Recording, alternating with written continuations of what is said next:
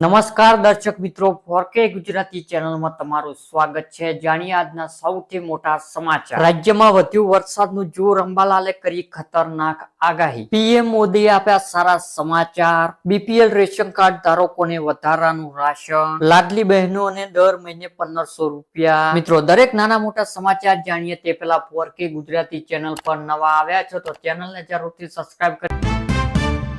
રાજ્યમાં વધ્યું વરસાદનું જોર એટલે કે મિત્રો ગુજરાતમાં અતિ ભારે વરસાદની આગાહી હવામાન વિભાગ દ્વારા કરવામાં આવી છે. રાજ્યમાં એક સાથે 5 વરસાદની સિસ્ટમ છે તે સક્રિય હોવાથી 19 તારીખ સુધી ભારેથી અતિ ભારે વરસાદની આગાહી હવામાન વિભાગ દ્વારા કરવામાં આવી છે અને 18 તારીખ અને 20 તારીખ દરમિયાન ઓરેન્જ એલર્ટ જાહેર કરવામાં આવ્યું. આજથી રાજ્ય પર વરસાદનું જોર વધવાની સંભાવના છે અને 18 તારીખના રોજ ગુજરાતના અત્યંત ભારે વરસાદની આગાહી કરી માછીમારોને દરિયો ન ખેડવા સૂચના આપવામાં આવી છે. અંબાલાલ પટેલે આગાહી કરી છે કે આગામી દિવસોમાં ગુજરાતના અનેક વિસ્તારોમાં ભારેથી અતિ ભારે વરસાદ પડશે અને 19 અને 20 તારીખ દક્ષિણ ગુજરાતમાં વરસાદનું જોર વધશે અને 20 ને 21 તારીખ દરમિયાન અમદાવાદ, ગાંધીનગર, મહીસાગર, સાબરકાંઠા અને પંચમહાલમાં ભારે વરસાદની શક્યતાઓ છે અને 23 થી 25 તારીખ મધ્ય ગુજરાતમાં ભારે વરસાદની નદીઓ પૂર જેવી સ્થિતિ સર્જાઈ શકે છે અને ગણેશ ચતુર્થી તહેવારો દરમિયાન વરસાદના ઝાપટા પણ પડી શકે છે. પીએમ મોદીએ આપ્યા સારા સમાચાર એટલે કે દિલ્હીના લાલ કિલ્લા પરથી દેશના સંબોધિત કરતી વખતે પીએમ મોદીએ વધુ એક મોટી જાહેરાત કરી છે કે તેમણે કહ્યું છે કે દિવાળી પર ખૂબ જ મોટી ભેટ મળવાની છે. અમે નવી ભેટ માટે જીએસટી સુધારો લાવી રહ્યા છીએ જે રોજિંદી વસ્તુઓમાં સસ્તી થશે. જે પ્રધાનમંત્રી આજથી એટલે કે વિકસિત ભારત યોજના લાગુ કરી રહ્યા છે જે સરકાર પોતાનું પડેલું કામ કરનાર યુવાનો માટે 15,000 રૂપિયા આપશે. આ યોજના 1 લાખ કરોડ રૂપિયા છે. ત્યારબાદના મહત્વના સમાચારની માહિતી મેળવીએ તો મિત્રો અદ્યત તેમજ બીપીએલ રેશન કાર્ડ ધારકોને ઓગસ્ટ માસમાં વધારાનું રાશન મળશે એટલે કે તહેવારો નિમિત્તે ખાંડ, ચણા, તુવેરની દાળ, સિંગ તેલ સહિત વધારાનું 1 કિલો અનાજ જથ્થો વિતરણ કરાશે. આગામી દિવસો તહેવારોને ધ્યાનમાં લઈને અદ્યત તેમજ બીપીએલ કાર્ડ ધારકોને વધારાનું રાશન મળવા પાત્ર થશે જેમાં કુટુંબ દીઠ 1 કિલોગ્રામ ખાંડ, 1 લીટર સિંગ તેલ, 1 કિલોગ્રામ ચણા, 1 કિલોગ્રામ તુવેરની દાળ તેમજ 1 કિલો ડબલ ફોર્ટિફાઈડ મીઠાનું વિતરણ કરવામાં આવશે. જે જ્યારે અદ્યત રેશન કાર્ડ ધારકોને તેમજ અઘરા ધરાવતા કુટુંબોને તહેવારોને ધ્યાનમાં લઈને અગાઉથી જ ઘઉં અને ચોખાના વિતરણ જૂન અને જુલાઈ 2025 માર્ચમાં કરવામાં આવેલ છે. ત્યારબાદના મહત્વના સમાચારની માહિતી મેળવીએ તો મિત્રો લાડલી બહેનનો દિવાળી દર મહિને 1500 રૂપિયા મળશે એટલે કે મુખ્ય ડો મોહન યાદવે ઇન્દોરમાં એક મોટી જાહેરાત કરી છે. તેમણે કહ્યું છે કે સરકાર લાડલી બહેનો યોજના મહિલાઓને દર મહિને 3000 રૂપિયા આપવાનું પોતાનું વચન પૂરું કરશે. આ યોજના 1000 રૂપિયાથી શરૂ થઈ હતી જેને પાછળથી વધારીને 1250 રૂપિયા કરવામાં આવી હતી. ત્યારે મિત્રો રક્ષાબંધન પર વધારાના 250 રૂપિયા આપવામાં આવ્યા હતા. હવે દિવાળીથી આ દર મહિને 1500 રૂપિયા થશે.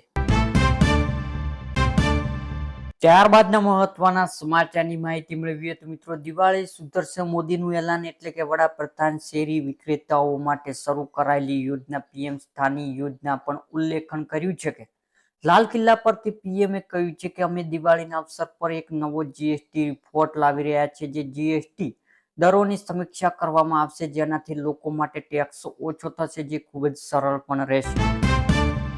ત્યારબાદના મહત્વના સમાચારની માહિતી મેળવીએ તો મિત્રો આઈ ખેડૂત પોર્ટલ ખુલ્લું મુકાયું એટલે કે ભાગ્યાત ખાતાના વર્ષ 2025 અને 26 માટે સહાયલક્ષી યોજનાઓ લાભ લેવા માટે 18/8/2025 અને તારીખ 1/9/2025 સુધી આ ખેડૂત પોર્ટલ પર ખુલ્લું મુકાશે જે ખેડૂત ઓનલાઈન અરજી કરવાની રહેશે. ત્યારબાદના મહત્વના સમાચારની માહિતી મેળવીએ તો મિત્રો ખેડૂતોના ખાતરથી વંચિત રહે તે મંત્રી અને અધિકારીઓએ મુખ્યમંત્રી સ્પષ્ટ આદેશ એટલે કે ગુજરાતમાં ચોમાસાની સિઝન અડધી પતવા આવી છે ત્યારે ખેડૂતો શરૂઆતમાં સારો વરસાદ થવાનું વાવેતર કર્યું છે જે બીજી તરફ વરસાદ અચાનક ખેંચાઈ ગયો છે અને ખાતરની અછત ઊભી થતા ખેડૂતોની મુશ્કેલી મુકાયા હતા. ત્યારે મિત્રો રાજ્યમાં ખાતરની કાળાબજાર અને ડેરાફેરીના અનેક બનાવો સામે આવ્યા હતા. જ્યારે મિત્રો ખાતર માટે ખેડૂતોને લાઈનો લાગી હોવા બનાવો પણ સામે આવ્યા હતા. ત્યારે ખાતર માટે તરસતા ખેડૂતો સરકાર સામે બાયો ચડાવી હતી. આજે ગાંધીનગરમાં મુખ્યમંત્રી અધ્યક્ષસ્થાને મળેલી કેબિનેટ બેઠકમાં ખાતરનો મુદ્દો ચર્ચામાં આવ્યો હતો.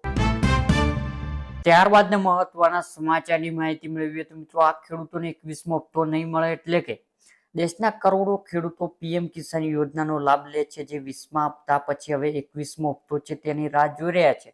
તમને જણાવી દઈએ કે 21મો હપ્તો ફક્ત ખેડૂતોના ખાતામાં જ જમા થશે જે ખેડૂતો અત્યાર સુધી કેવાયસી કર્યું છે અને બાકી બધી માહિતી યોગ્ય રીતે નોંધી છે. જે ખેડૂતોની કેવાયસી કર્યું નથી અથવા તો દસ્તાવેજો મેળ ખાતા નથી તેમના હપ્તા પૈસા રોકાઈ શકે છે. જે આધાર કાર્ડ નંબર, બેંક ખાતાની વિગતો અથવા તો નામની નાની ભૂલ પણ હપ્તા અટકાવવાનું કારણ બની શકે છે. જે યોજના નિયમ સ્પષ્ટ લાંબા મેળવવા માટે રેકોર્ડ સંપૂર્ણ સાચો અને અપડેટ હોવી જોઈએ. આવી સ્થિતિમાં જે ખેડૂતો વિગતો મેળ ખાતો નથી તેમને તાત્કાલિક સુધારો કરવો જોઈએ અને શક્ય તેટલી વહેલી તક કેવાયસી પૂર્ણ કરવું જોઈએ, જેથી આગામી હપ્તો એટલે કે 21મો હપ્તો તમારા ખાતામાં આવી જાય.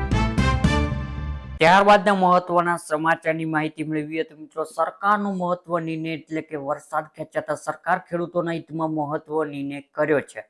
જે રાજ્યના સરકાર પ્રવક્તા ઋષિકેશ પટેલે જણાવ્યું છે કે મહેસાણા જિલ્લામાં ખેડૂતોને જે 10 કલાક વીજળી આપવામાં આવે છે, જે વીજળીની માંગ વધી છે, તેમને કોંગ્રેસ પર પાર્ટી તાપી પ્રોજેક્ટ મામલે અફવા ફેલાવવાનો આરોપ લગાવ્યો હતો. આ પ્રોજેક્ટ રદ કરાયું છે અને સરકાર હવે આ પ્રોજેક્ટ આગળ નહીં વધારે. હવે આ સિવાય સરકાર ખેડૂતોને 8 કલાકના બદલે 10 કલાક વીજળી આપવાનો નિર્ણય કર્યો છે.